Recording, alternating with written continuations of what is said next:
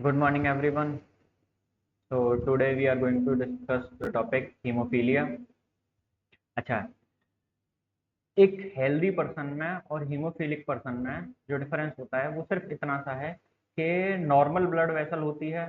अगर उसमें मान लो किसी वीन में पंक्चर हुआ, ठीक है, या फिर कहीं से कट लग गया, तो वहां पे क्या होगा, कुछ टाइम बाद क्लॉटिंग आ जाएगी और ब्लड प्रेशर जैसे ब्लड जैसे फ्लो कर रहा था वैसे ही फ्लो करना शुरू कर देगा।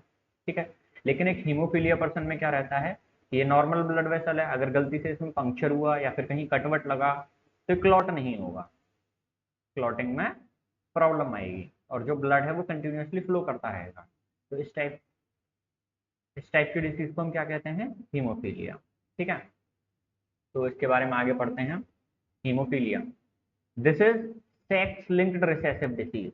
कैसी है ये, सेक्स लिंक्ड है, क्रोमोसोम से लिंक्ड है, एक्स और वाई क्रोमोसोम से। ठीक है, दो ही तो सेक्स क्रोमोसोम्स हैं, एक्स और वाई। ठीक है, उनसे लिंक्ड है और रिसेसिव डिसीज है, डोमिनेंट नहीं है, रिसेसिव है।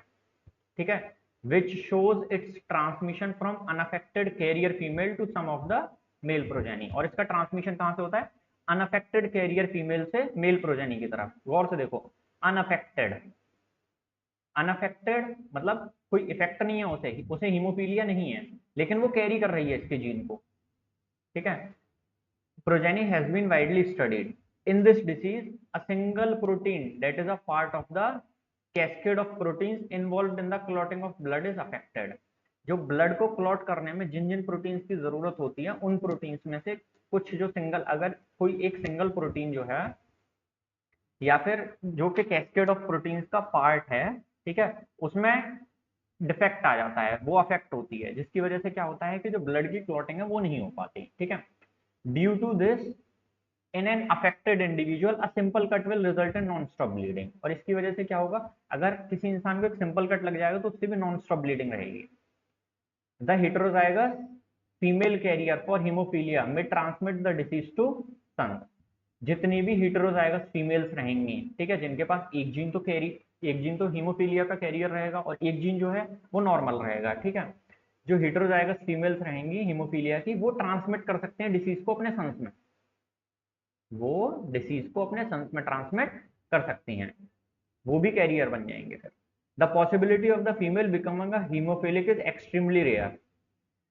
कोई फीमेल जो है वो हीमोफिलिक होगी, इसके जो चांसेस हैं वो बहुत ज्यादा रेयर हैं। ठीक है, बिकॉज उसके लिए क्या करना पड़ेगा कि एक तो मदर को, ठीक है, मदर को भी कैरियर होना पड़ेगा और इसके अलावा फादर को हीमोफिलिक होना पड़ेगा, फादर को हीमोफिलिक होना पड़ेगा और मदर को कैरियर होना पड़ेगा। The family pedigree of Queen Victoria, Queen Victoria की जो फैमिली थी उसमें बहुत सारे हीमोफिलिक डिसेंडेंट्स देखे गए थे जो कि डिसीज को कैरी करते थे। वो डिसीज से अफेक्टेड नहीं थे बट वो कैरी करते थे। अब क्योंकि क्वीन विक्टोरिया की फैमिली में इसके बहुत सारे डिसेंडेंट्स थे, ठीक है, हीमोफिलिक डिसेंडेंट्स पाए गए थे, इस वजह से इसको रॉयल डिसीज भी बोला जाता है। ठीक है, एक्स लिंक्ड है, एक्स क्रोमोसोम से लिंक्ड है सिर्फ और सिर्फ। हाँ, तो अब हम बात करेंगे मेल और फीमेल के जीन्स की हीमोफीलिया के लिए। ठीक है, अगर एक्स वाई में से दोनों ही नॉर्मल है तो नॉर्मल मेल रहेगा। ठीक है, और अगर एक्स वाला है, अब क्योंकि एक्स लिंक्ड है तो सिर्फ एक्स को ही अफेक्ट करेगी, अगर एक्स वाला हीमोफिलिक है और वाई वाला नॉर्मल है तो अफेक्टेड रहेगा, जो भी मेल रहेगा तो वो अफेक्टेड रहेगा। ठीक है, अब बात करते हैं फीमेल के। फीमेल में दो एक्स एक्स क्रोमोसोम्स होते हैं, अगर एक हीमोफिलिक है क्रोमोसोम तो सिर्फ कैरियर रहेगी फीमेल, फीमेल इस जीन की कैरियर रहेगी। लेकिन अगर दोनों ही जीन हीमोफिलिक हो जाते हैं तो ऐसे में जो फीमेल होती है वो अफेक्टेड रहेगी। ठीक है, अच्छा, ये डिसीज जो होती है मेनली क्लॉटिंग फैक्टर्स में, क्लॉटिंग फैक्टर्स की वजह से होती है। ठीक है, तीन टाइप की डिसीजेज होती हैं ये, haemophilia A, haemophilia B, haemophilia C. A वाली जो होती है वो फैक्टर, क्लॉटिंग फैक्टर 8 की वजह से होती है, क्लॉटिंग फैक्टर 8 या तो मिसिंग हो या फिर वर्क नहीं कर रहा है प्रॉपरली। दूसरी हीमोफीलिया बी, ये फैक्टर 9 की वजह से होती है, क्लॉटिंग फैक्टर 9 की वजह से। हीमोफीलिया सी, ये क्लॉटिंग फैक्टर 11 की वजह से होती है।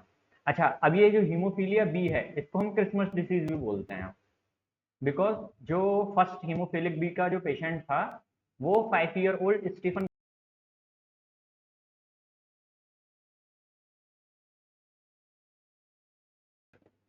तो अब हम बात करेंगे इसके जेनेटिक्स की। अच्छा, अगर नॉर्मल मदर है, नॉर्मल फादर है, चाइल्ड भी नॉर्मल होगा। लेकिन अगर अफेक्टेड मदर है, अफेक्टेड फादर है, तो जितनी भी प्रोजेनी रहेगी वो सारी की सारी अफेक्टेड रहेगी। तो हम इन दो चीजों को तो पढ़ेंगे ही नहीं। हम पढ़ेंगे normal mother, affected father, carrier mother, normal father और कैरियर मदर, अफेक्टेड फादर। ठीक है। अच्छा, अगर नॉर्मल मदर है, एक्स एक्स जीन, कोई अफेक्टेड नहीं। अफेक्टेड फादर है तो सिर्फ एक्स वाला अफेक्टेड रहेगा, वाई वाला नॉर्मल रहेगा। वाई से तो कोई मतलब ही नहीं है, बिकॉज वाई से ये लिंक्ड ही नहीं है, सिर्फ एक्स लिंक्ड डिसीज है। ठीक है। अब क्रॉस कराएंगे तो दो तो हमें कैरियर डॉटर्स मिलेंगी और दो हमें नॉर्मल सन्स मिलेंगे। अगर नॉर्मल मदर और अफेक्टेड फादर, इनके जीन्स अगर क्रॉस कराए जाते हैं तो कैरियर डॉटर मिलेंगे और नॉर्मल सन्स मिलेंगे। लेकिन अगर दूसरे केस में वही देखा जाए, अगर कैरियर मदर और नॉर्मल फादर है तो कैरियर फीमेल भी हो सकता है, नॉर्मल फीमेल भी हो सकता है, अफेक्टेड मेल भी हो सकता है, नॉर्मल मेल भी हो सकता है। इसमें चारों केसेस पॉसिबल हैं। अफेक्टेड भी हो सकते हैं, ठीक है, कैरियर भी हो सकते हैं। अच्छा, इसमें अफेक्टेड फीमेल नहीं होगा, फीमेल या तो नॉर्मल रहेगी या फिर कैरियर रहेगी। ठीक है, मेल जो है या तो अफेक्टेड रहेगा या नॉर्मल रहेगा, लेकिन फीमेल जो है वो अफेक्टेड नहीं रहेगी। अगला है कैरियर मदर और अफेक्टेड फादर का जीन। इसमें क्या है कि अफेक्टेड फीमेल रहेगी,